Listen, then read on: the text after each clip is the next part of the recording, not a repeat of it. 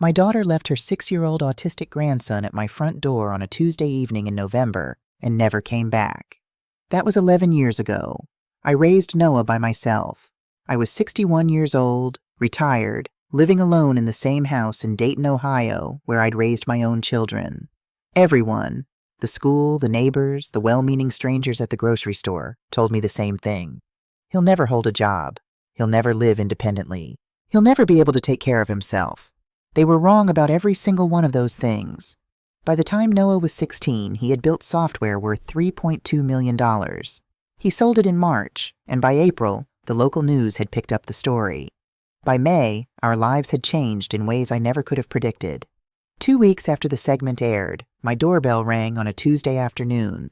My daughter Stephanie was standing on my porch. She had a lawyer with her and a leather briefcase full of documents, custody papers, financial records, visit logs. All of them lies, all of them looking very, very real. Our lawyer reviewed everything and told me quietly that without proof the documents were forged, we might lose. I panicked. Noah didn't. He leaned over in his chair and whispered 2 words. Let her talk. I stared at him. We were about to lose everything. The home we'd built together, his money, his future. And my grandson wanted his mother to keep lying. He just sat there, calm, watching her the way he watched traffic patterns on the highway or pricing errors at the grocery store. Analytical, patient. I had no idea what he was about to do. My name is Dorothy Hargrove. Everyone calls me Dot. I'm 67 years old. I taught elementary school for 35 years in Dayton, Ohio, and this is my story. The evening Stephanie brought Noah to my door, I was in the kitchen making soup. I heard the knock. 2 quick raps, not the way family usually knocks. I wiped my hands on a dish towel and went to the front door. Stephanie stood in the yellow porch light. She was 34 years old that November, but she looked tired in the way that goes deeper than sleep. Dark circles, a tension in her jaw that hadn't been there the last time I'd seen her. Noah stood slightly behind her and to the left, the way a shadow falls. He was small for 6, dark hair, his father's eyes. His hands were pressed flat over both ears even though the street was quiet. He was rocking, heel to toe, staring at a spot on the porch floor that none of the rest of us could see. Just for the weekend, Mom, Stephanie said. Her voice was flat, rehearsed. I need a break, please. She didn't look at Noah when she said it. Stephanie, honey, I'll call you Sunday. She was already turning, already walking toward the car parked at the curb with the engine still running. She didn't hug him, didn't kiss him goodbye, didn't say see you soon or be good or any of the things mothers say when they leave their children somewhere. She just left. I watched her taillights disappear around the corner. Noah kept rocking. The November wind moved through the oak tree in the front yard and he flinched at the sound of it, pressing his hands tighter against his ears. Hey, Noah, I said softly. You want to come inside? He didn't look at me, didn't move, just rocked. I picked up the backpack sitting at his feet. It was light, too light for a weekend stay. I opened it right there on the porch. 2 pairs of pants, 1 shirt, a pair of socks, a small red toy car, the paint worn thin from handling.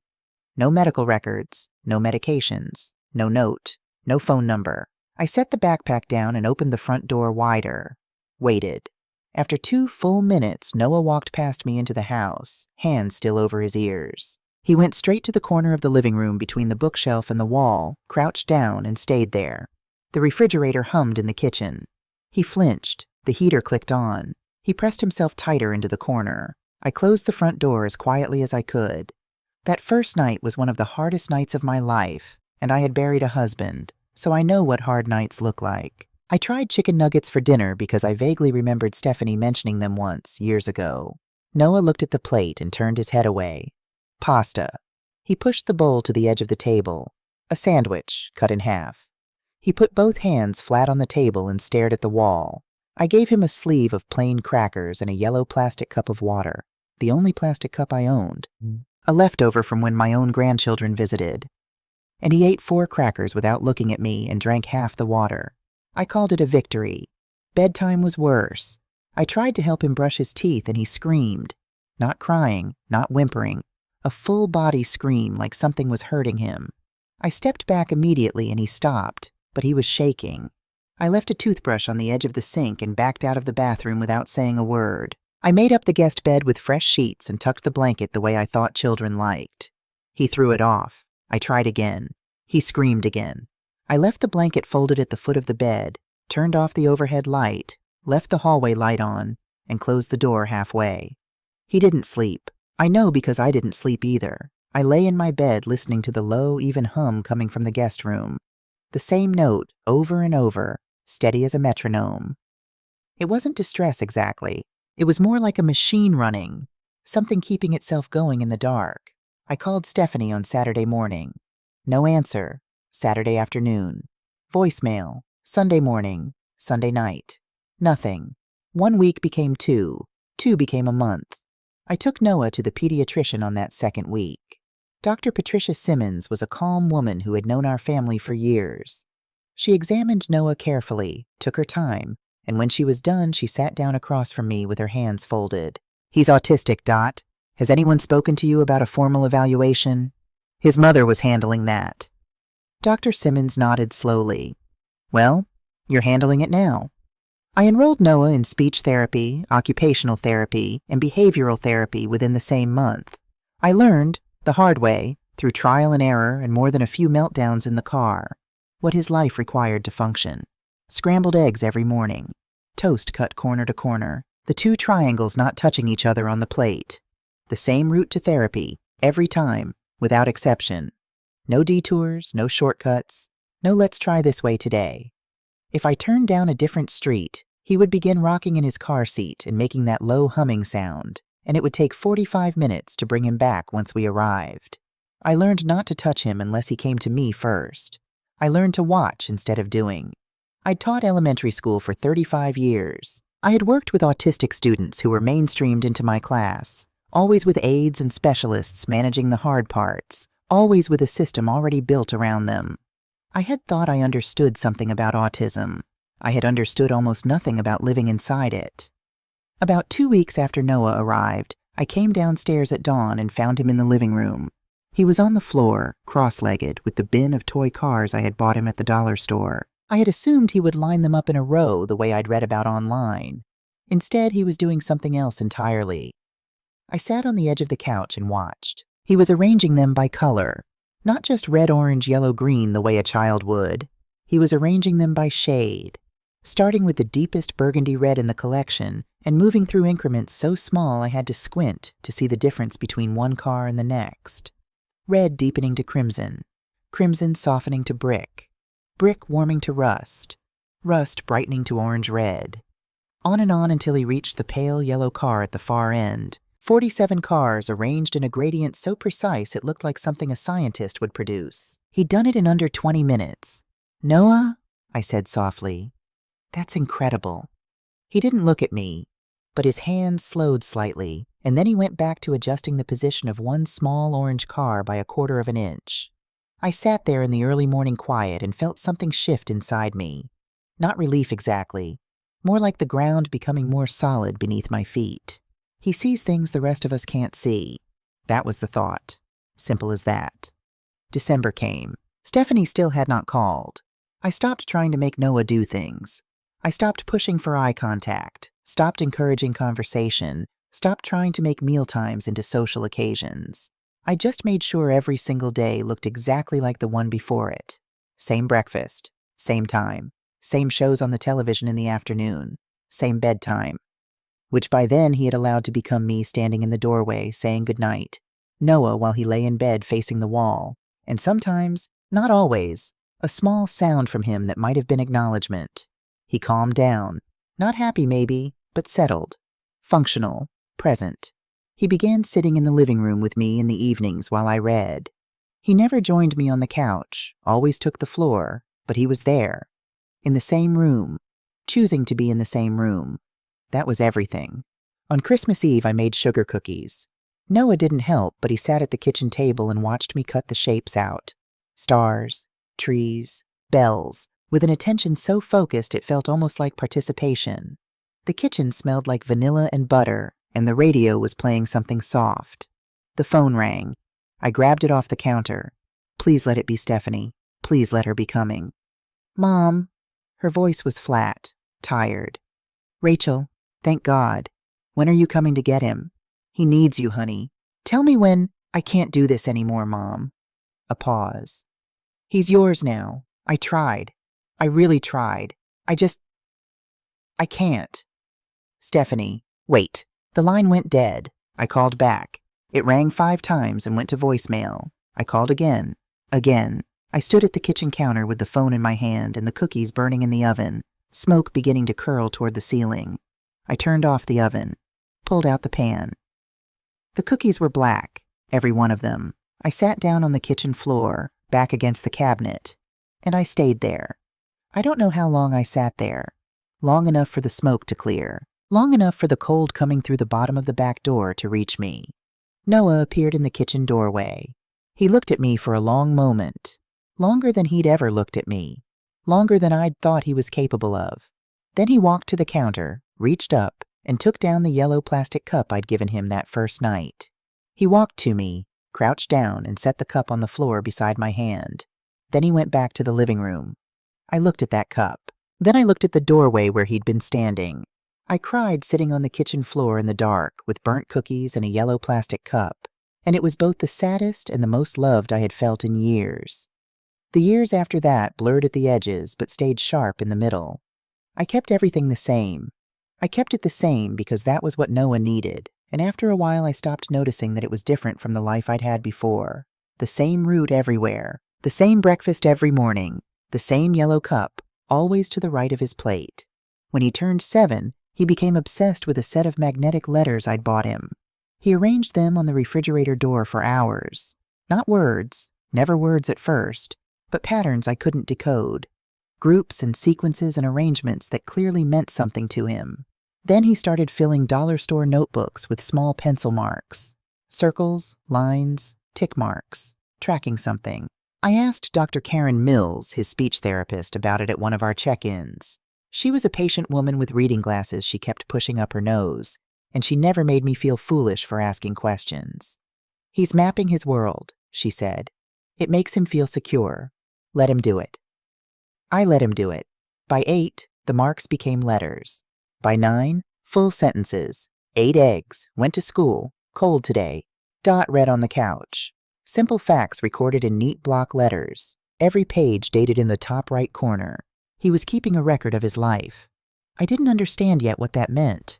I thought it was just how his brain processed the world. The same impulse that made him arrange the cars, the magnetic letters, the marks in the notebooks. The need to put things in order, to make the world make sense on paper. I didn't understand yet that he was building something. In the spring of the year Noah turned 8, I was at the stove making breakfast, eggs and toast, same as always, when I heard his voice from the table. "Why did Mom leave?" I nearly dropped the spatula. I turned around slowly. Noah was looking at his notebook, pencil in hand. He wasn't looking at me, but he had spoken, clearly, in a complete sentence, and this from a boy who had spent 2 years saying almost nothing at all. I sat down across from him. "She said she couldn't handle it," I told him. The truth, just the truth. He nodded once, wrote something in his notebook, looked back at the page. I got up, finished making breakfast, put his plate in front of him. Then I went to the bathroom and cried where he couldn't hear me. Not from sadness exactly. Or not only sadness. He had spoken. He had asked the question that had been in the room with us for 2 years and neither of us had named. And I had told him the truth. That was all I had to give him. The truth, and eggs and toast every morning, and the yellow cup. I told myself it would have to be enough. The school called in September of that year. Noah was 9, starting 4th grade.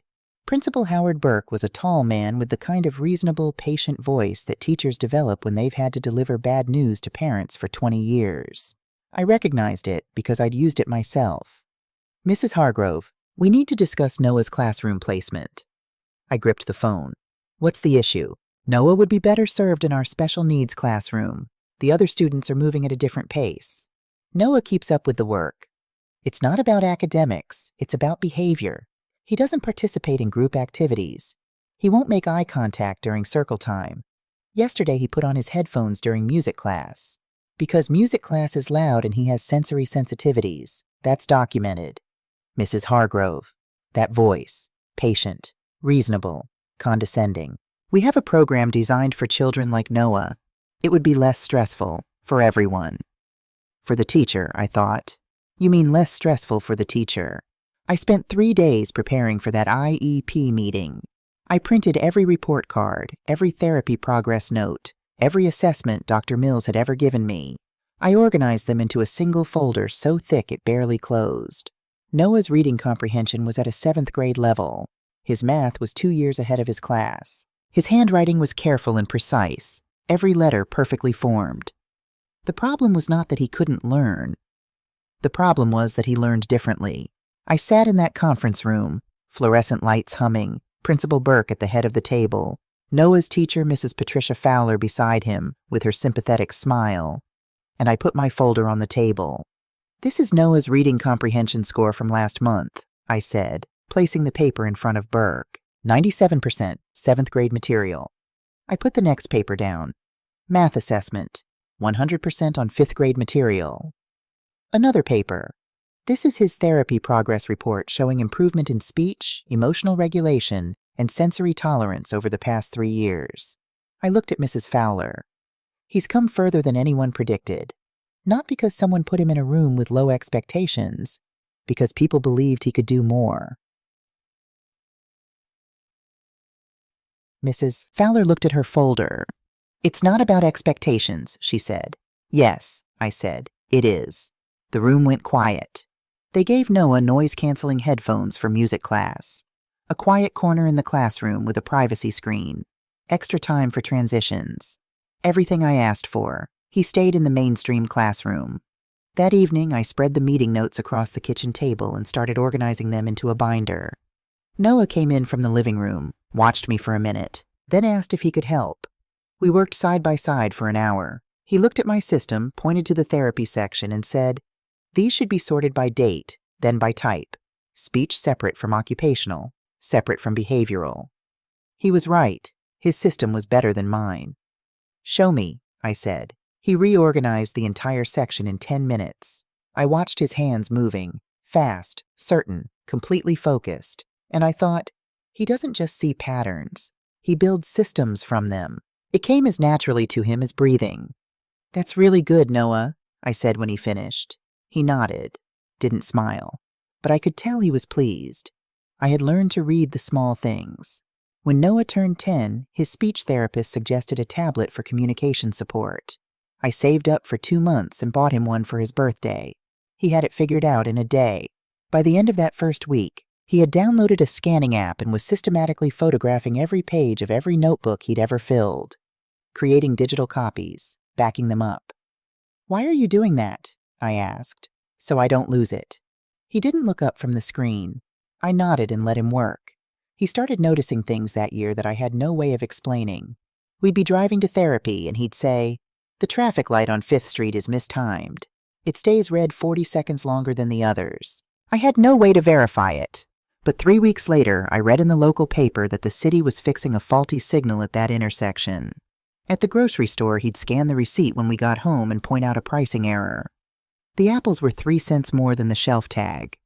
Every time, without exception, he was right. Once, coming out of a parent-teacher conference, he said quietly from the back seat, "Principal Burke doesn't like me." Honey, he was being perfectly nice. His face was wrong. When people really smile, the muscles around the eyes move. His didn't. I drove in silence for a block. He was 10 years old, and he could read a face more accurately than most adults I knew. He was 11 when Mrs. Fowler called me at work. "Mrs. Hargrove, Noah disrupted my class today." My stomach dropped. What happened? I was teaching long division on the board. Noah stood up and corrected me in front of everyone. A pause. Was he right? A longer pause. That's not the point. I think it is. Was he right? Yes. But he embarrassed me. He needs to understand that there's a time and a place. He's 11. He saw a mistake and he corrected it. That's how his brain works. Another conference. Another stack of paperwork. They wanted to label him oppositional defiant. I brought 6 months of Dr. Mills' assessments explaining that Noah wasn't defiant. He was direct. He didn't understand social hierarchies that said adults were always right. even when they were demonstrably wrong. That night at dinner, Noah asked, "Why do they want me to be different?" I set my fork down. "What do you mean?" "The teachers, the other kids. Everyone wants me to act like I'm not me." I thought about it for a long moment. "Because they're scared of people who see more than they do," I finally said. He thought about that, nodded once, went back to eating. A few weeks later, he asked me for his birth certificate, then his school enrollment papers, his Social Security card. He studied each one carefully and asked me to help him scan them. I thought he was processing his past, trying to understand himself through documents, the way his brain processed everything, in categories, in files, in verifiable fact. I helped him scan everything: birth records, medical history, every legal document in my filing cabinet. He saved them all, backed them up, created folders with labels I didn't quite understand. "What are you building?" I asked once. "A system," he said, "so nothing gets lost." I kissed the top of his head. "Okay, buddy, whatever helps." I thought he was coping. I had no idea he was preparing. The summer Noah turned 12, I bought him a used laptop. It was my old one, a hand-me-down that took 5 minutes to start up and made a sound like a small airplane when it ran anything more demanding than a word processor. I put it on the kitchen table one Saturday morning and told him it was his. He sat down, opened it, and didn't move for 4 hours. I brought him lunch. He ate without looking away from the screen. I came back at 3 in the afternoon. He was still there, the same posture, the same focused stillness, the kind of concentration that looks from the outside like he's stopped existing and become part of the machine. "Noah, what are you doing?" "Learning Python." "What's Python?" "A programming language." He scrolled through something. "I'm following a tutorial." I leaned over his shoulder. The screen was full of text that looked like a foreign language, brackets and colons and indented lines of words that meant nothing to me. Variables, functions, loops. "Is this for school?" "No." A pause. "I just want to learn it." I straightened up, looked at the back of his head, that dark hair that always needed cutting, the slight forward lean he got when something had his full attention. I left him alone. That was the right thing to do. I knew it the same way I'd known to put the yellow cup on the floor instead of handing it to him that first night. Some things you learn not from reading, but from paying attention. He spent the entire summer on that laptop. While other kids in the neighborhood were at baseball camp or the community pool, Noah was at the kitchen table. I'd bring him water and fruit and sandwiches, and he'd eat them without ceremony, the yellow cup always to his right, his eyes never leaving the screen. By August, he was showing me things he'd made. Small programs at first, practical ones. "This one sorts files by the date they were created," he said, pulling up a window on the screen. "This one finds duplicate files on a computer. This one," he clicked to another window, "checks whether a file has been changed since it was last saved." I looked at the third one. "Why would you need to know if a file was changed?" He didn't answer right away. He closed the window and opened it again, ran it on a text document, watched the result appear. "Because people change things," he said finally. "Things that already happened." I stood there in the kitchen doorway with a dish towel in my hands and didn't say anything. The afternoon light came through the window above the sink the way it always did in August, long and gold, and the house was quiet, except for the fan running in the living room. Things that already happened. I thought about every school meeting where Principal Burke had said one thing and then later claimed he'd said something different. Every phone call I'd summarized in writing because I'd learned you had to. Every time someone had looked at Noah and decided what he was and wasn't capable of, and then acted surprised when he proved them wrong. "That's important," he said. "Noah." "I know." For his birthday in November, I used the last of my savings to buy him a real computer. We drove to the electronics store on a Saturday morning. The salesman, a young man named Jeff, enthusiastic, good at his job, asked Noah what he'd use it for. "Programming," Noah said. Jeff looked at him. "How old are you?" 12. Jeff smiled genuinely. "That's a great age to start. You'll go far." Noah didn't respond.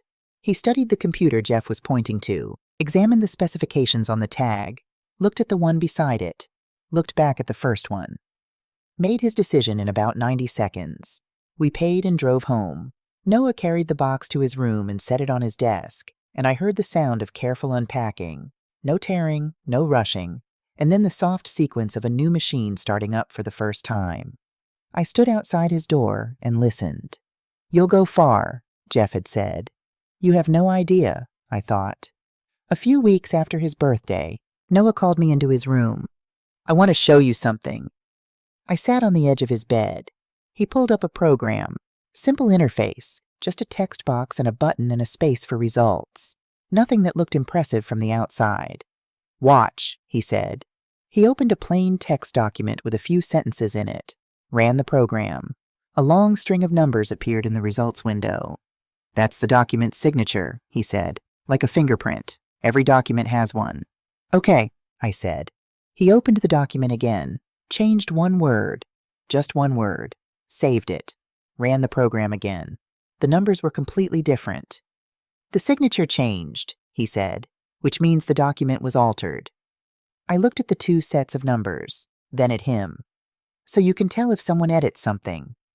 "Yes, and I can tell when it was edited and how many times."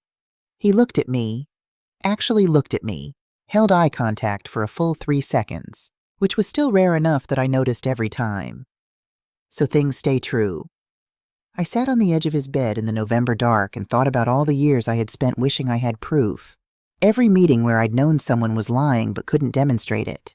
Every time I'd said that's not what you said and been met with a smooth, practiced denial. "So things stay true." "That's brilliant, Noah." He turned back to his screen.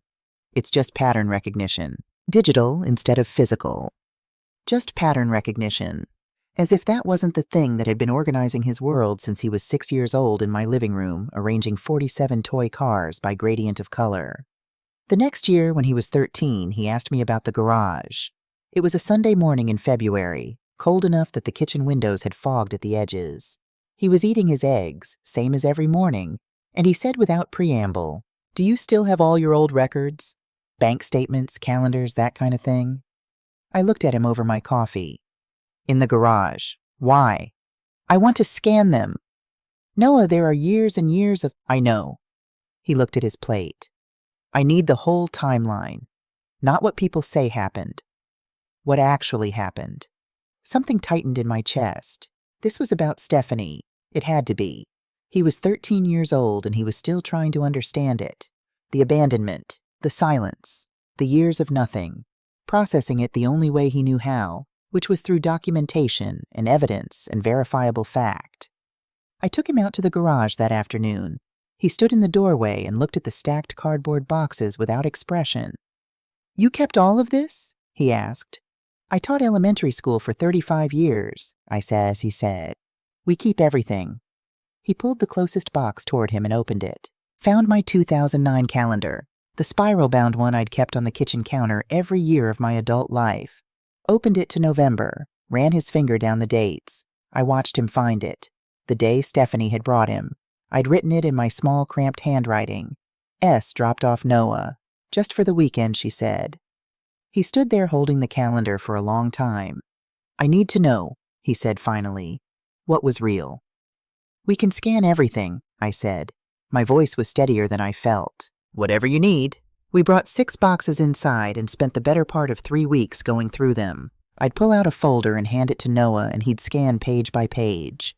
Grocery receipts from 2010, bank statements showing I'd never received $1 from Stephanie, phone bills showing she'd never called, calendars documenting every ordinary day of the life we had built. But he didn't just scan them. He did something to each file on his computer, layering in information I couldn't see, adding what he called timestamps and hash values and verification codes. "Each document connects to the ones before and after it," he explained one afternoon, not looking up from the screen. "Like a chain. If someone tries to change one link, the whole chain breaks." Why would someone change them? He looked at me with that flat, patient expression that I had come to recognize as you know the answer to this. Why did Principal Burke try to move me to the special needs class when I was 9? I had nothing to say to that. He turned 14 that November, and by then the late nights had started. I'd go to bed at 10 and fall asleep to the sound of his keyboard through the wall. I'd wake at midnight and hear it still going. Sometimes I'd get up at 2 in the morning to use the bathroom and see the line of light under his door, steady and unwavering. I'd knock softly. Noah, you need to sleep. Almost done.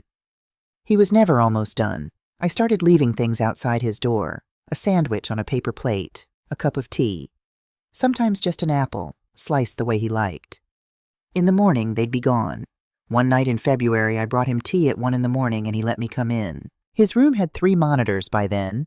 I wasn't sure when that had happened. All running different things. Code on one screen, documents on another, data on the third.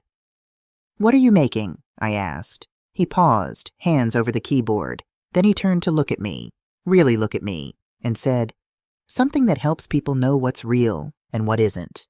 What actually happened versus what someone claims happened. That matters to you." "Yes." I looked at the screens, at all those months of work arranged across 3 monitors in a language I couldn't read. "Because of your mom?" I asked. He was quiet for a moment. "Because people lie," he said, "and sometimes you need proof." I kissed the top of his head. His hair needed cutting. I told myself I'd remind him in the morning. "Don't stay up all night." "I won't." He did anyway. He was 15 in the spring of 2020 when the world locked down. The pandemic arrived and everyone suddenly discovered what it meant to stay home, to live inside, to find the walls of your own house pressing in. Grocery stores ran out of things. People stopped going to work. The news was relentless and frightening. Noah barely noticed. He had been living in his room with his computers for 3 years already. For him, the pandemic was simply the world outside finally going quiet enough to match the world inside. He called me to his room one afternoon in May. "It's finished," he said. I sat on the edge of his bed and he walked me through it. The whole system, the complete version, not the individual pieces I'd watched him build over years, but the assembled thing. It was clean, surprisingly simple to look at. Boxes and buttons and a display window. The kind of interface that hides how much is happening underneath it. He showed me what it could do. He pulled up a document, ran it through the system. Numbers appeared. Graphs. Lines of analysis I didn't fully understand but could see were comprehensive. "It checks the metadata," he said, clicking through screens. "The digital fingerprints, the edit history, the creation date, the source signature. It cross-references everything. If a document was altered, if even a single character was changed, it shows you when, and it can tell you that the date stamps don't match the claimed history. So if someone faked a document, it catches it." He said it with the same tone he used for everything. Steady, matter-of-fact, as if he were telling me the weather. People can fool other people. They can't fool the patterns. I looked at the screen for a long time. "Noah," I said, "what made you want to build this?" He didn't answer right away. He closed one window and opened another, ran a test, watched the results populate. "I wanted to know what was real," he said finally. "And I wanted other people to be able to know too." He started reaching out to companies that June. I helped him polish the emails. His natural writing style was so direct it occasionally startled people, but the substance was entirely his. He knew exactly what his system did and exactly who needed it. The first sale came in August. A small security firm in Columbus bought a license for $20,000. I stared at the number on the screen when he showed me. $20,000. He was 15 years old and someone had just paid him $20,000. "It's less than it should be," he said, "but it's a proof of concept. Now I have a client." He was right. Once word circulated that the system worked, other companies wanted demonstrations. Noah took calls from his room in that same calm, even voice he used for everything, explaining technical concepts without apology or simplification, and somehow the people on the other end understood him, or at least understood enough to want to buy. By January of the following year, he had 6 clients and enough money in his account to pay for college twice over. Then the larger offers started coming. In February, Noah told me he needed a lawyer. He said it the way he said most things, at breakfast, without preamble, between bites of toast. "I need a lawyer, someone who handles software contracts." I called a colleague who'd retired from teaching the year before but stayed connected to everyone. She gave me a name, James Whitfield, intellectual property and software licensing, 20 years in practice. James came to the house on a Saturday morning and spread 3 contract offers across the kitchen table. He was a measured man, the kind who thought before he spoke, and he looked at Noah with the particular attention of someone recalibrating his expectations. These are all substantial, he said. You built something that people in this industry have been trying to build for years. Noah nodded. Which one is the best structure for a complete sale? James raised an eyebrow. You want to sell it outright? Licensing could generate more revenue long term. There's a non-compete clause in the acquisition offer, Noah said. He pointed to the relevant paragraph. It prevents me from making competing verification software for 5 years. That's standard, isn't it? It is, James said. Does that concern you? No, Noah looked at the contract. I'm done with verification software. I have something else in mind. James looked at me. I looked back at him. Neither of us said anything. Noah was 16 years old, and he had already decided what came next. He sold the software in March for $3.2 million. $3.2 million. I sat at the kitchen table after James left with the signed contracts, and I tried to make that number mean something concrete. I had worked 35 years as an elementary school teacher. Over that entire career, accounting for every raise and cost of living adjustment, I had probably earned somewhere close to half that amount before taxes. Noah had earned it in under a year, at 16, with a computer in his bedroom. He didn't celebrate, didn't make any particular expression when the wire transfer confirmed. Just nodded once, the way he nodded when a program ran correctly, and went back to his room. The local news heard about it somehow. A reporter named Kate Sullivan called and asked if she could do a segment. I didn't want it. I didn't want Noah turned into an inspiration story, a feel-good clip for the 6 o'clock broadcast, an autistic boy who beat the odds.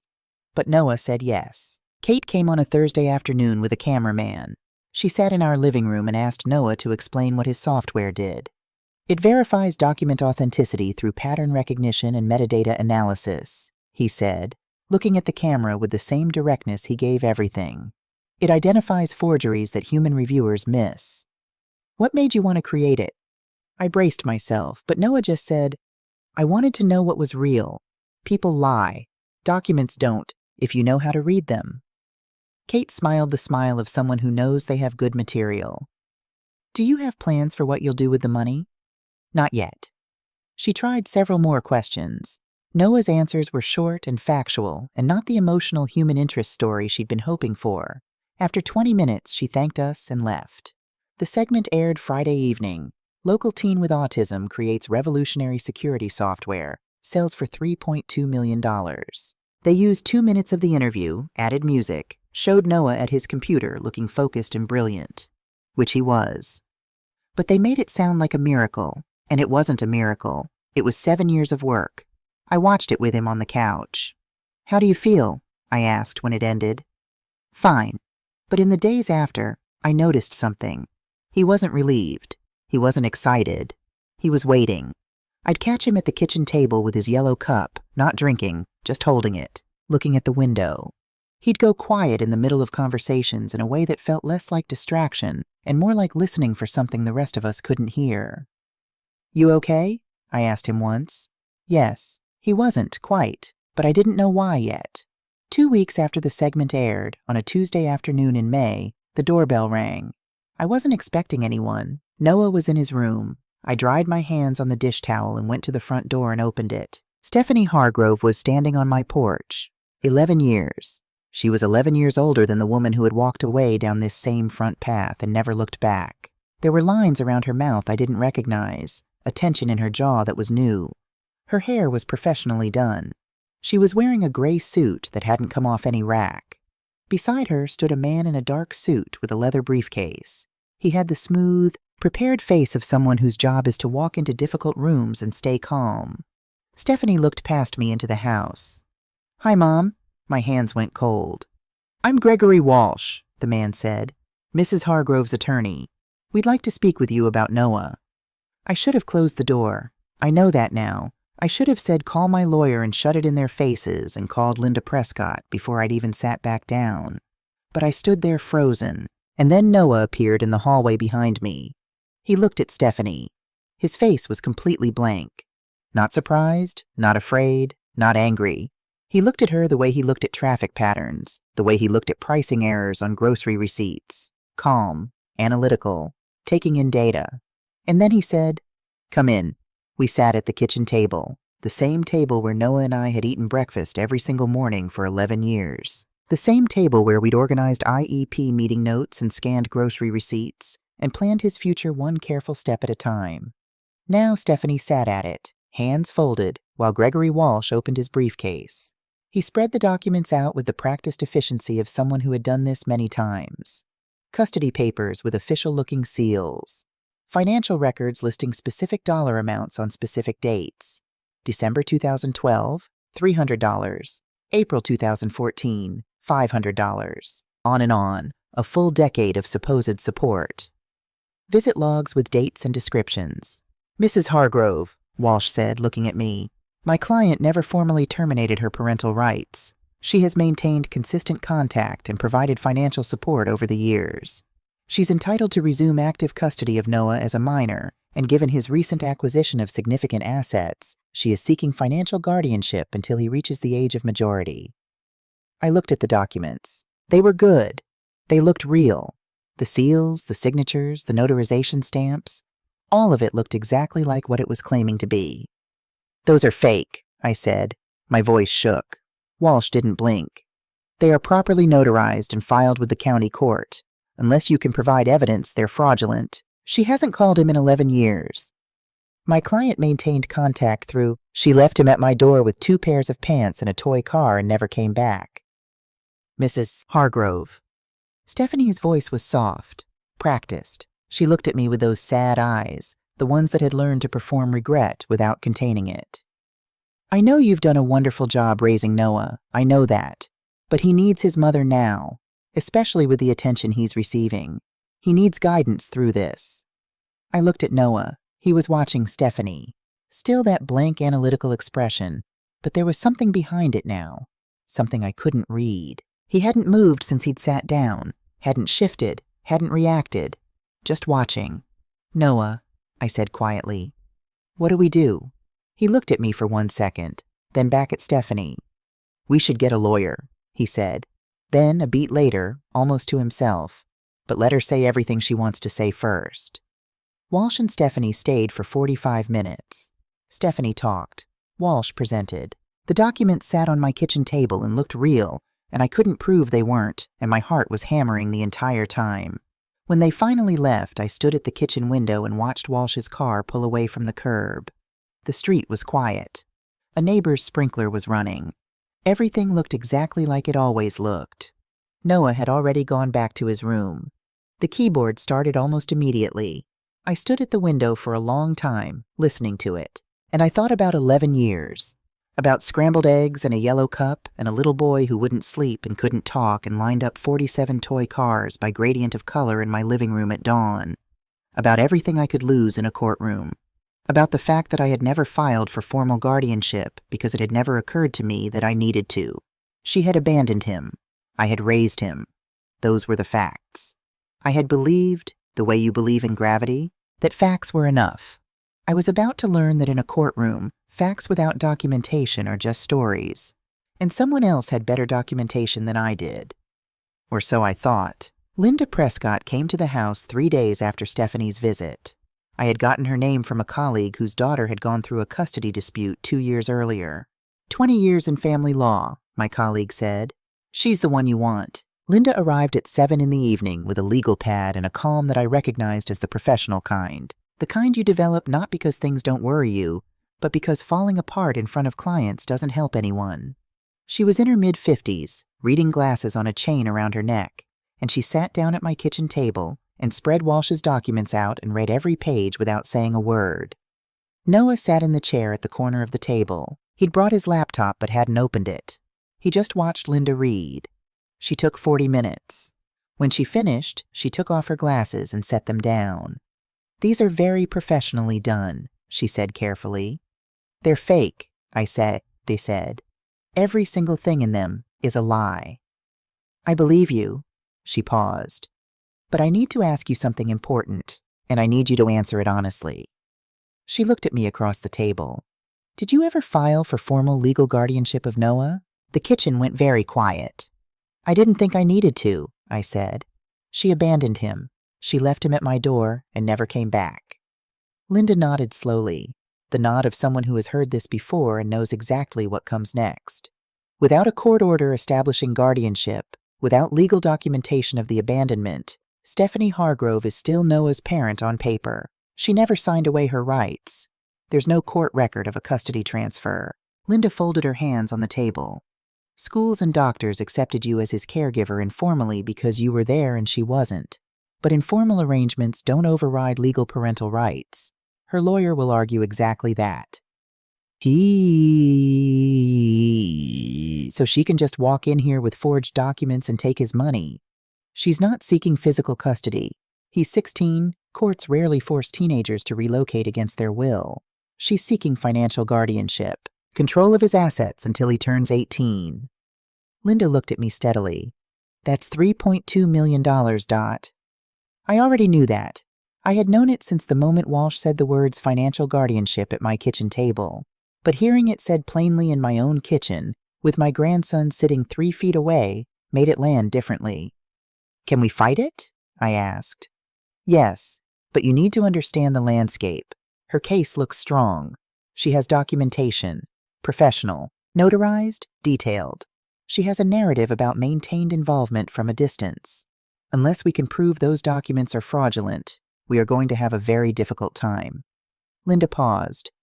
How difficult? We might lose. Noah had not said a word through any of this. I looked at him.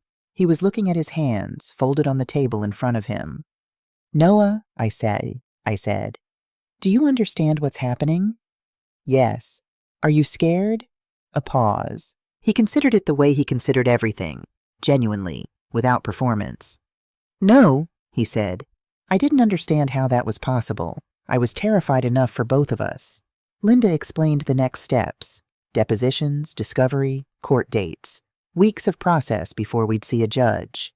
She left at 9 o'clock with a copy of Walsh's documents and a list of things she needed from me. After the door closed, I sat at the table and put my face in my hands. We could lose you, I said. It came out smaller than I meant it to. After everything. After 11 years. Noah stood up from his chair. He walked to the doorway of the kitchen, stopped, and said without turning around, Go to sleep, Dot. You have a deposition in 2 weeks. Then he went to his room and the keyboard started. The deposition was held at Walsh's office downtown. Stephanie went first. She sat across the conference table in a soft gray sweater that made her look like someone's mother, which she was. Technically, in the way that a signature on a birth certificate makes you something. Her hair was loose. Her makeup was subtle. She had prepared carefully for the role she was playing. Walsh asked the questions. She answered them. Can you describe your involvement in Noah's life over the past 11 years?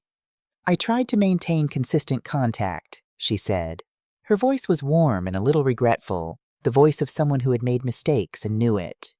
I visited when I could. I sent money to help with his care. I called regularly to check on his progress. Why didn't you take physical custody? I felt it was better for Noah to have stability with my mother while I dealt with some personal challenges. But I never abandoned him. I never stopped being his mother. She provided dates, specific months, exact dollar amounts. December 2012, $300. April 2014, $500 for therapy costs. May 2016, a phone call to discuss his school progress. On and on, a decade of detail so precise it had the texture of truth. I sat across the table with my nails pressing into my palms and said nothing. Linda had told me, stay calm, don't react, let her tell her story. After the deposition, Linda took me aside in the hallway. Her testimony is detailed and consistent, she said quietly. That's very compelling to a judge. It's all lies. I know, but can you prove it? Noah's deposition was 3 days later. Walsh asked him about his childhood, about memories of his mother, about her involvement. Do you remember your mother visiting you? I don't recall specific visits. Do you remember phone calls from her? I would need to check my records. What about financial support? Did you know she was sending money? I don't remember receiving money from her. Walsh looked pleased. He thought Noah's lack of specific memories supported Stephanie's narrative, that she'd been involved from a distance, that a boy with autism might simply not have registered his mother's presence the way a neurotypical child would. He had no idea. Linda asked Noah questions too, simple ones. Can you describe your relationship with your grandmother? She takes care of me. She makes my meals and goes to my appointments and has been at every school meeting since I was 9 years old. She's always been there. Do you want to continue living with her? Yes. Do you want your mother to have control of your finances? No. Short answers. Direct. True. But they felt weightless against the architecture of Stephanie's careful lies. On the drive home, Linda was quiet for most of it. At a red light, she said, "He did well, but Dot, I have to be honest with you. Without evidence that proves those documents are forged, this is going to be very hard." I watched the light turn green. In the back seat, Noah said nothing. He was looking out the window at the passing streets with that expression I'd never fully learned to read.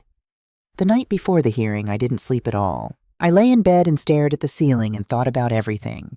11 years of scrambled eggs and yellow cups and IP meetings and late nights outside his door. The way he'd put that cup on the floor beside me in the dark kitchen on Christmas Eve when he was 6 years old and couldn't say a single word but knew, somehow, that I needed something. The way he'd organized my files at 9 years old with a logic I couldn't have conceived myself. The way he'd said so, things stay true when he was 12, and showed me a program that changed numbers when you changed a document. So things stay true. At 3 in the morning, I got up. The house was dark. The hallway was dark. There was a line of light under Noah's door. I knocked softly and pushed it open. He was at his desk, all 3 monitors running. Code on the left screen. Documents on the center. Data I didn't recognize on the right. The room was cool, almost cold, and the glow of the screens gave everything a blue-white cast. "Noah, it's 3 in the morning. Court is in 6 hours. "I know." I came in and sat on the edge of his bed. "What are you working on?" "My records." I looked at the center screen. Spreadsheets. Scanned documents. Photographs. Things I recognized. My own bank statements. Calendar pages in my own handwriting. Dr. Mill's therapy notes, arranged in a structure I couldn't follow. "Noah." My voice broke on the word. Just that one word. "I don't know what to do. I don't know how to fight this." He stopped typing. He didn't turn around right away. He sat there for a moment with his hands resting on the keyboard, looking at the center screen. Then he turned his chair around and looked at me. Really looked at me. The way he had looked at me in the kitchen when he was 6 years old and set the yellow cup on the floor. The way he had looked at me when he was 8 and asked, "Why did Mom leave?" and listened to my answer and wrote it down. "You don't have to fight it," he said. "You just have to tell the truth tomorrow. That's all you need to do. The truth isn't enough. She has documents. She has proof. Fake proof. But it looks real." And Linda said, "Tell the truth," he said again, quietly, with the certainty of someone who has already calculated the outcome. I looked at him, at the 3 screens, at the folder on the corner of his desk with tabs I couldn't read from where I was sitting, at this boy who had come to my door at 6 years old with his hands over his ears and 2 pairs of pants and a backpack, and had grown into this, whatever this was, this person who saw things the rest of us couldn't see. "You're not scared," I said. "No? Why not?" He held my gaze for one more moment. Then he said very quietly, "Because I've been preparing for this for 7 years. The room was silent except for the hum of the computers. I sat there on the edge of his bed and looked at my grandson and felt something shift. The terror didn't disappear, but underneath it, something solid, something that had been there all along, being built in this room in the dark while I slept. "Go to bed, Dot," he said. "I'll be done soon." I stood up, kissed the top of his head. His hair needed cutting. It always needed cutting. I went back to my room and lay down and closed my eyes, and this time, eventually, I slept. The Dayton courthouse in the morning light was ordinary in the way that important buildings often are. Brick and glass, a parking lot, a row of concrete planters with last year's dead flowers still in them. Linda met us on the steps. "Remember," she said, "stay calm, answer what's asked, don't volunteer." She looked at Noah. "Same for you." Noah had a bag with him, a plain canvas bag I hadn't noticed him packing. He carried it over one shoulder without comment, and Linda didn't ask about it, and I told myself it was just his laptop. He always had his laptop. The courtroom was smaller than I'd imagined. Wood paneling, fluorescent lighting, That particular smell of old carpet and institutional cleaner that is the same in every public building in every city I've ever been in. Judge Sandra Elmore was already at the bench when we were shown in.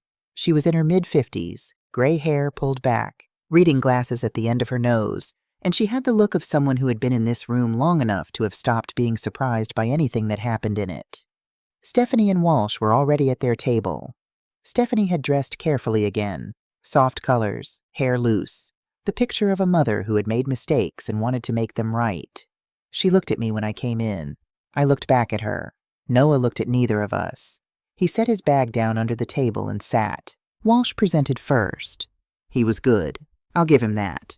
He was smooth and structured, and he told the story of a mother who had struggled, who had made the painful decision to allow her child stability with his grandmother while she dealt with personal difficulties, who had maintained involvement from a distance the whole time, who had never stopped being Noah's mother.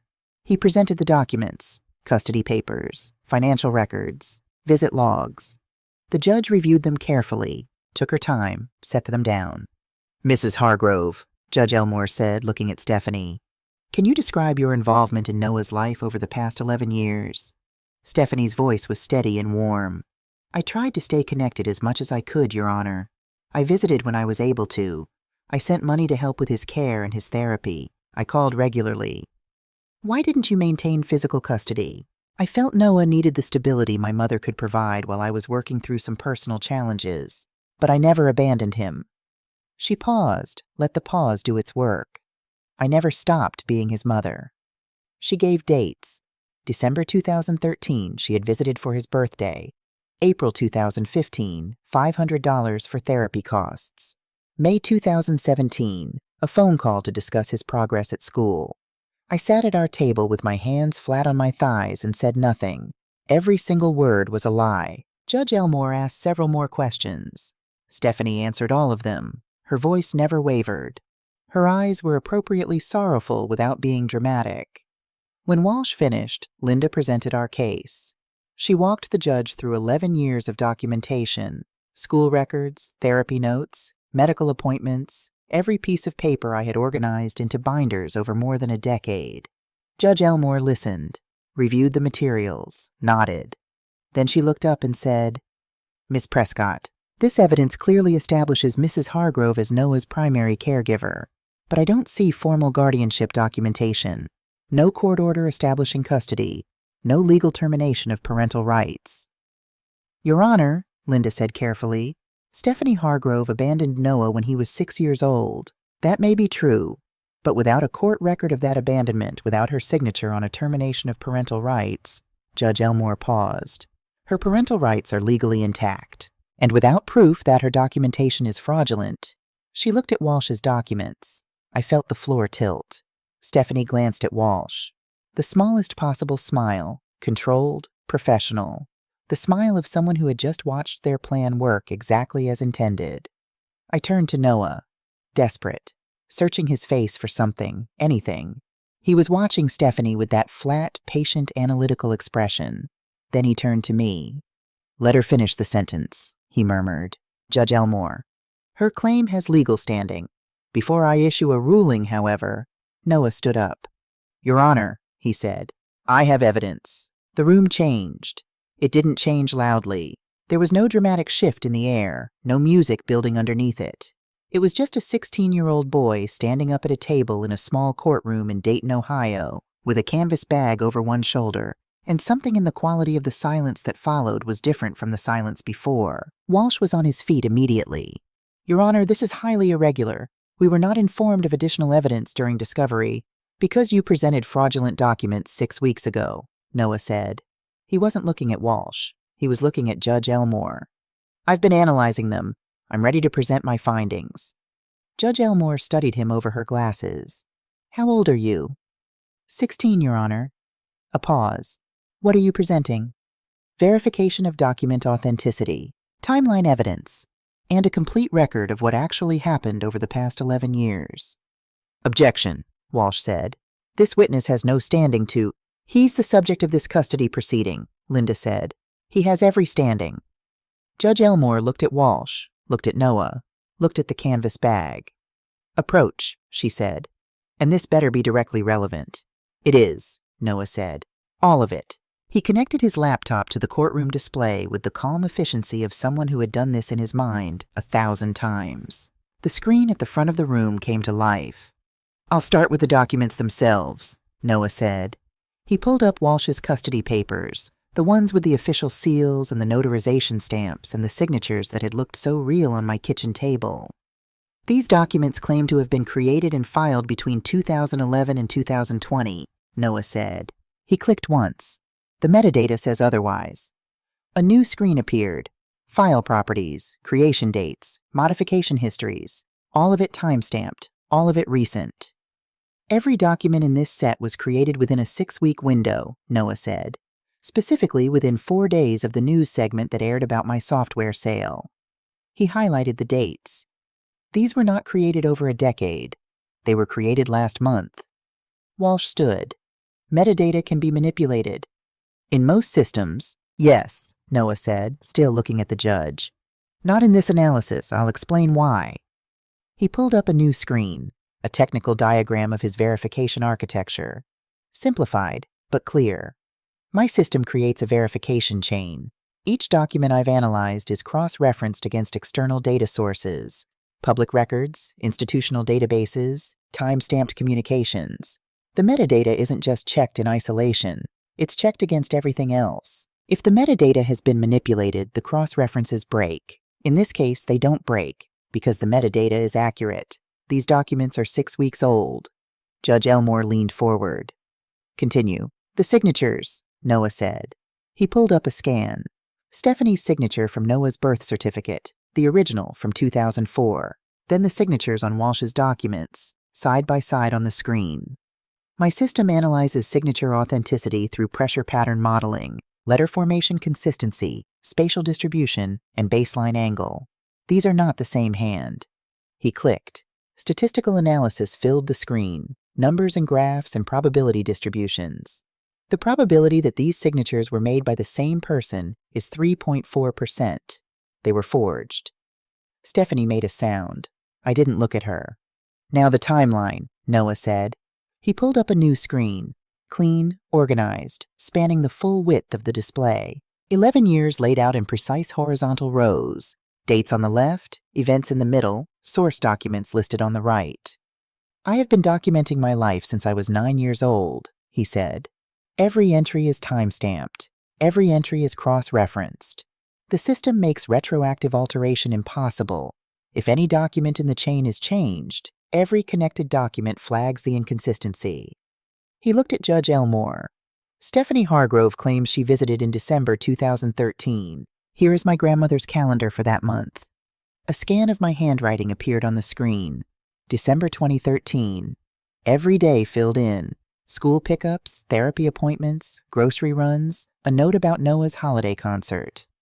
Here are photographs from that month with embedded EXIF timestamps showing date and location. Family photos appeared.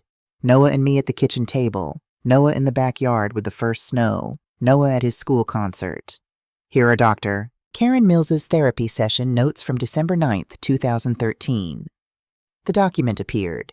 Session notes. Noah Hargrove. Caregiver, present, Dorothy Hargrove. Mother, not present. Here is the school attendance record for December 2013. Noah was present every scheduled school day. There are no days marked for family visits or early dismissal. He clicked through each document steadily, without drama, without pausing for effect. Just evidence, one piece after another, each one connecting to the next in the chain he had built. Stephanie Hargrove was not there in December 2013. He moved to the financial records. My grandmother's complete bank records from 2009 to present. 7 years of statements appeared on the screen, organized chronologically, every transaction visible. I have highlighted every deposit and its source. There is not a single deposit from Stephanie Hargrove in 11 years. Not $1. He let that sit on the screen for a moment. Stephanie Hargrove claims she sent $300 in December 2012. He pulled up the December 2012 statement. Here is that month. No such deposit. She claims she sent $500 in April 2014 for therapy costs. The April 2014 statement appeared. Here is that month. No such deposit. Here is Dr. Mills's billing record showing my grandmother paid that invoice out of pocket. He pulled up a receipt. My handwriting on the check stub. Every dollar accounted for. She claims she sent money in 6 other specific instances. 6 more statements appeared on the screen in a grid. None of those deposits exist. The phone records, Noah said. A new screen. Years of phone records. My landline, my cell phone, both carriers. These are complete records from November 2009 to present. I have highlighted every incoming and outgoing call from Stephanie Hargrove's known phone numbers. He clicked once. A single line was highlighted. There is one call, December 24th, 2009. Duration, 43 seconds. He looked at the judge. That is the call in which she told my grandmother she was not coming back. It is the last call she ever made. The courtroom was completely silent. After December 24th, 2009, Noah said, there is no phone contact of any kind, no calls, no texts from any number associated with her. For 11 years, 4 months, and 9 days. He closed that window. Stephanie Hargrove was not involved in my life. She did not visit. She did not send money. She did not call. I have the records of every day of the past 11 years, and she is not in any of them. He looked at Walsh.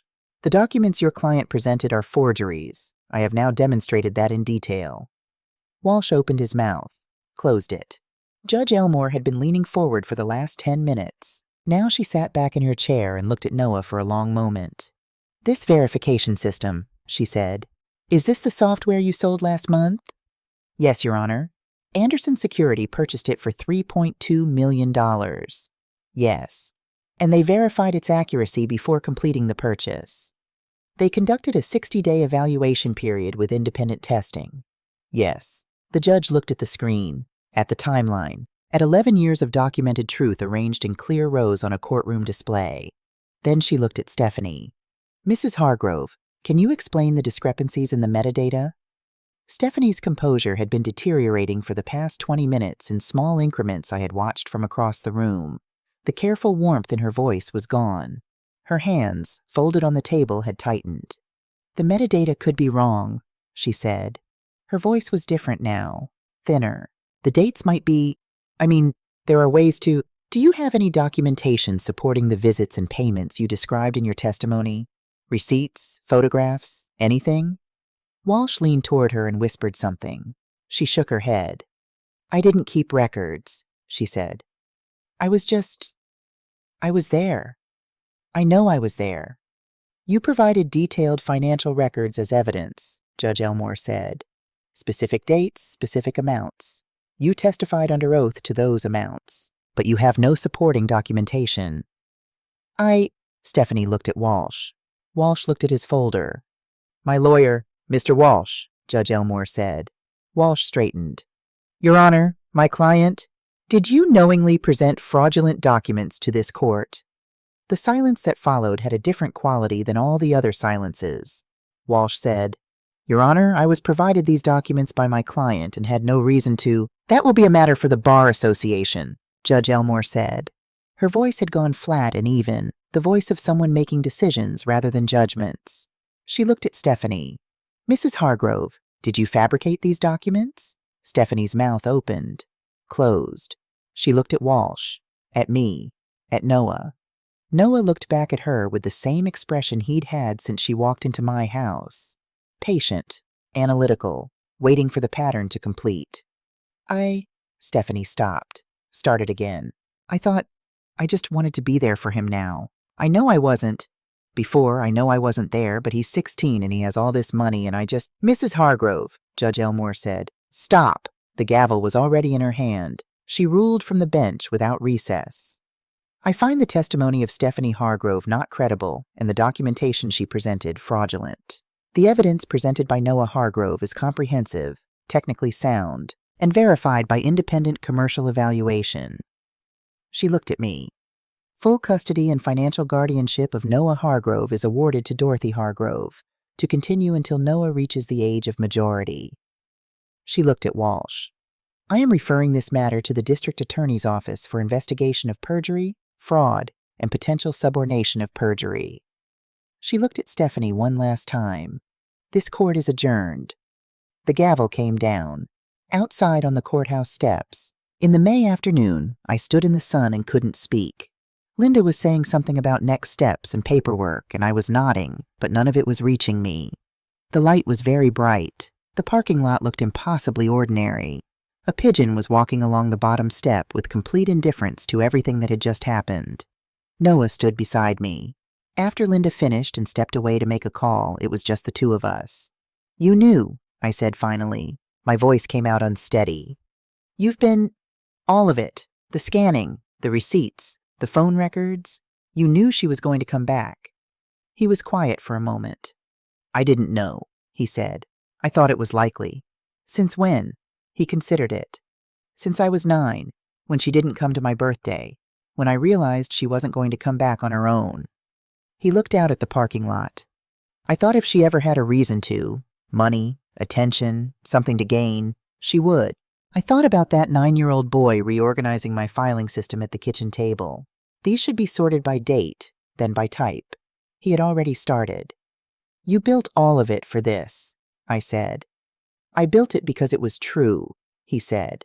"The records are true. What happened is true. I just made sure the truth couldn't be taken away." I looked at him for a long time. This boy, this person. "You protected us," I said. He nodded once, just once, and then he picked up his canvas bag and started walking toward the car, and I followed him, the same way I had followed his lead for 11 years, quietly, paying attention, trusting that he saw things I couldn't see.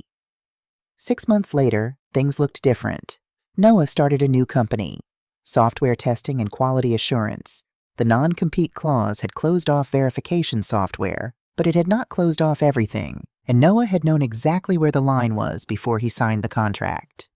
"I'm hiring people like me," he told me at breakfast one morning. "Eggs and toast, same as always." The yellow cup to the right of his plate. His first hire was Danny Kowalski. I knew that name. Danny had been in my 4th grade class 22 years earlier. I had spent the better part of that school year fighting the administration to keep him in the mainstream classroom, going home some evenings so frustrated I couldn't eat dinner. I had lost that fight. They'd moved him midway through the year, and I had always wondered what happened to him. He was Noah's lead quality tester now.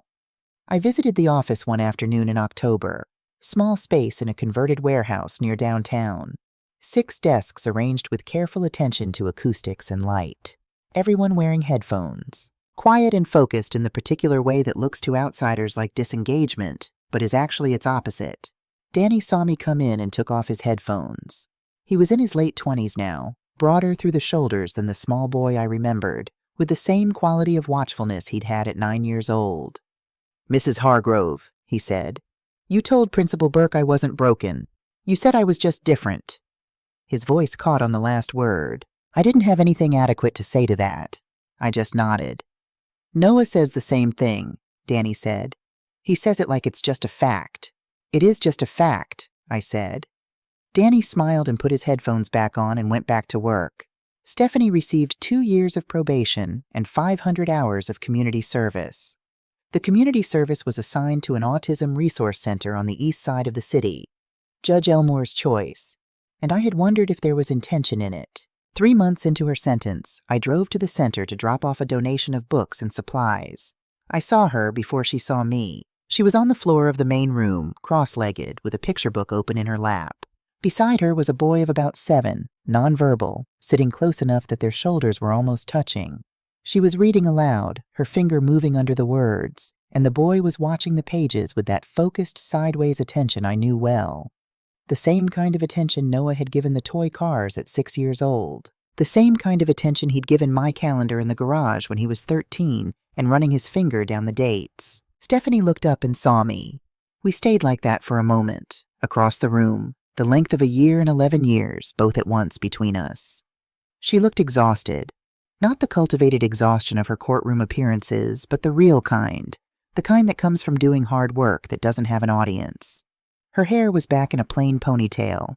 No suit, no prepared expression. The boy beside her tugged on her sleeve and pointed to something on the page, and she looked back down and kept reading. I set down the donations at the front desk and walked out. The center director caught up with me in the parking lot. She hadn't been in the room and didn't know who I was. "That volunteer," she said, nodding toward the building. "She comes in extra hours every week. Nobody asks her to. She just shows up." She paused. "She told me once she's learning things she should have learned a long time ago." I looked back at the building for a moment. "That's good," I said. And I meant it, I think. Or I was starting to. Some things take longer than others. On a Tuesday evening in November, 11 years almost to the day since a small boy with his hands over his ears had walked past me through my front door, I brought dinner to Noah's apartment. It was the third Tuesday in a row I'd come. We had established it without discussing it, the way we established most things, through repetition until it became the way things were. His apartment was neat in the precise way his bedroom had always been. Everything with a place. Everything in it. The yellow cup, chipped now, the plastic clouded from years of washing, the color faded from bright yellow to something softer, sat on the kitchen counter where it always lived. We ate at his small table. Quiet, comfortable, the hum of the city outside his windows, the same ease that had characterized our evenings together for years. Two people who had learned that silence between them was not empty. I was clearing the plates when he set down his phone and said, "Dot." I turned around. He was looking at his hands, folded on the table. That familiar posture, the one that meant he was organizing something before he said it. "I know what you gave up," he said. "For me." I set the plates down and sat back down across from him. "Your friend Margaret stopped calling after the first year. You turned down the trip to Portland with your sister because you couldn't leave me. I heard you once on the phone saying no to something." He paused. "I heard you say I can't leave him." "Noah, you could have sent me somewhere. The school suggested it. Other people suggested it." He looked up at me. "You didn't. You're my grandson. I know." He held my gaze. "But you chose it. Every day. Even the days I couldn't say thank you. Even the days I didn't know how." The refrigerator hummed in the kitchen. Outside, a car passed. The ordinary sounds of an ordinary evening. "It mattered," he said quietly. "I need you to know that it mattered." I reached across the table and put my hand down near his, not touching, just near, the way I'd learned to be near him without crowding, the way I'd left cups on floors and sandwiches outside doors and blankets at the foot of beds. "You were worth every single day," I said. "Every single one." He nodded, looked down at the table. Then he nodded again, smaller, the private nod, the one that meant something had been received. I got up and finished the dishes. He opened his laptop. The keyboard started its familiar sound, and the apartment settled into its comfortable rhythm, and I thought about 11 years ago and how none of this had been imaginable then. Not the apartment, not the company, not the courtroom, not this quiet Tuesday evening with a chipped yellow cup on the counter and my grandson typing in the next room. At the door, I paused. "See you Tuesday," I said. "Tuesday," he confirmed, without looking up, the way he always said it. I drove home through streets I'd driven 10,000 times. Same route, same turns. The way Noah had always needed things, and the way I had learned to need them too. At the first red light, my phone buzzed on the seat beside me. A text from Noah. "Thank you." Just those 2 words. I sat at that red light until it turned green, and then I drove the rest of the way home smiling through the dark November streets, thinking about a 6-year-old boy who had walked past me into my house with his hands over his ears and changed absolutely everything. If you've been reading this far, you already know what I want to say. Sometimes the people the world gives up on are the ones who were paying the most attention all along. Noah didn't beat the odds. The odds were wrong about him. They're wrong about a lot of people.